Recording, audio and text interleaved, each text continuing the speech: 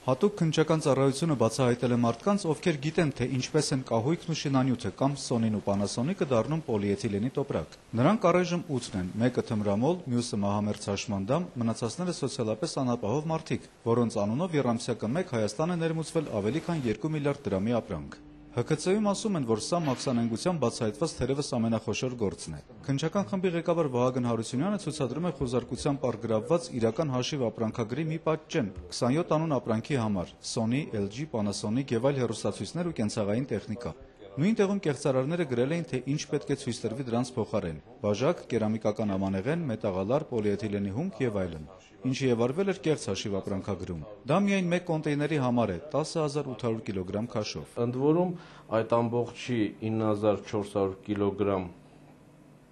ծավալը ցույց է տրված որպես հումք, որը 0% դրույքով հարկվող է։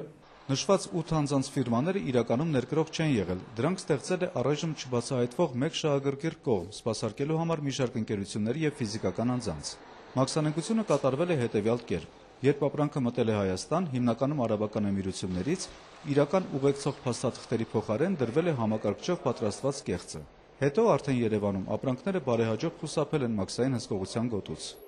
Հայտնաբերվել առգրավվել է նաև համակարգչային տեխնիկան, որի միջոցով կատարվել են այդ կեղծիքները, մասնավորապես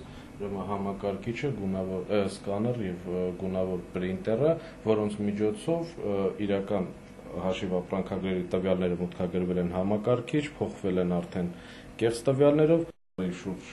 2 տարի տևողությամբ մաքսանենգ ճանապարհով ՀՀ-ն ներմուծվել տարբեր ֆիզիկական եւ իրավաբանական անձանց փաստացի պատկանող բեռներ։ Հատուկ քննչական ծառայությունում դեռևս դժվարանում են նշել պետությանը պատճառված վնասի ճշգրիտ չափը, բայց ասում են, որ խոսքը բազում միլիարդ դրամի մասին է։ Իսկ հիշատակված 8 անձինք ամսական ստացել են $50-100 $։ Առգրաված են մաքսային ու հարկային գործեր, ծառայությունն այժմ խոզարկություններ եւ գույքագրումներ է անցկացնում իրական ապրանքատերերի պահեստներում։